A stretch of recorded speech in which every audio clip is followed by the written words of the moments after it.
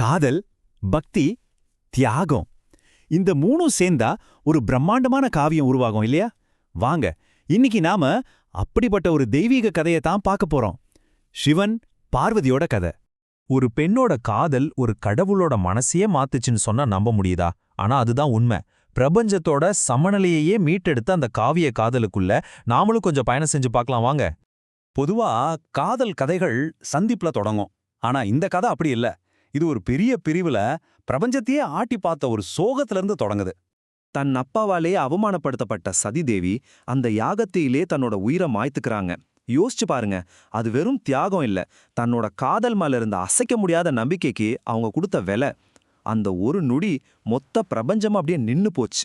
தன்னோட காதலி பிரிஞ்சதை தாங்கிக்கவே முடியாத சிவனுக்கு கோபம் தலைக்கேறுது. அந்த யாகத்தையே அழிச்சு இந்த உலகமே வேண்டான்னு சொல்லி அவர் ஆழ்ந்த தவத்துக்கு போயிடுறாரு. இதனால பிரபஞ்சத்துல ஒரு பெரிய வெற்றிடம் உருவாகுது. அந்த வெற்றிடம் தான் அடுத்த கட்டத்துக்கான தொடக்க புள்ளியா அமைய போகுது.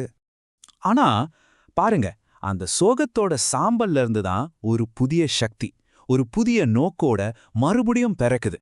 அதே சதிதேவி தான் இப்போ ஹிமவானோட மகளா பார்வதியா மறுபிறவி எடுக்கிறாங்க. இது வெறும் இன்னொரு பிறவி இல்ல, பிரபஞ்சத்தையே சரி செய்ய வந்த ஒரு காதல் கதையோட தொடர்ச்சி. சின்ன வயசுல இருந்தே அவங்க மனசுல ஒரே ஒரு ஆசை, ஒரே ஒரு சபதம் தான், நான் சிவனை தான் கல்யாணம் பண்ணிக்கணும். இந்த ஒரு எண்ணம் தான் அவங்களோட வாழ்க்கையே திசை திருப்ப போகுது. ஆனா நினைச்ச உடனே சிவனை அடைய முடியுமா? தியானத்துல மூழ்கி இருக்கிற ஒரு கடவுளோட மனசை ஜெயிக்கிறதுக்கு பார்வதி ஒரு கடுமையான சோதனையை சந்திக்க வேண்டியிருந்தது. அதுதான் அவங்களோட தவம். பனி, வெயில், மழைன்னு எந்த காலத்தையும் பார்க்காம பல வருஷங்கள் யாரும் கற்பனை கூட பண்ண முடியாத அளவுக்கு கடுமையான தவம் செஞ்சாங்க. அவங்களோட இந்த அசைக்க முடியாத பக்தி ஒன்னு போதும் அவங்க காதல் எவ்வளவு உண்மையானதுன்னு சொல்றதுக்கு. இப்போ ஒரு சுவாரஸ்யமான விஷயம் நடக்குது. பார்வதியோட பக்தியை சோதிக்க முதல் சோதனை அவங்க கிட்ட இருந்து வரல, தேவலோகத்திலிருந்து ஒரு தப்பான வழியில வருது. சிவன் தவத்துல இருந்து எழுந்தாதான் உலகத்துல பிரச்சனைகள் தீரும்னு தேவர்கள் நினைக்கிறாங்க.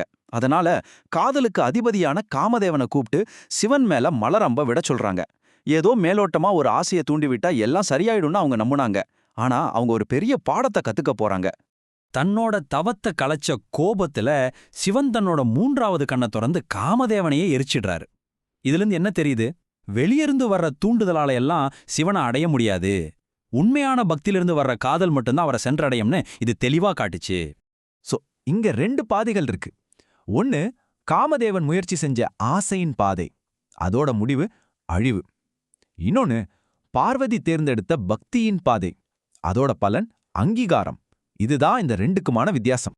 இதுக்கப்புறம் சிவனே ஒரு வயசான முனிவர் வேஷத்துல வந்து பார்வதியோட உறுதிய நேருக்கு நேரா சோதிக்கிறாரு. சிவனை பத்தியே தப்பா எல்லாம் பேசி பார்க்கறாரு. ஆனா பார்வதி தன்னோட நம்பிக்கையில ஒரு இன்ச் கூட அசரல. அசைக்க முடியாத விசுவாசத்தோட சிவனுக்கு ஆதரவா பேசுறாங்க. எல்லா சோதனைகளையும் தாண்டி ஜெயிச்ச பிறகு அந்த முக்கியமான தருணம் வருது.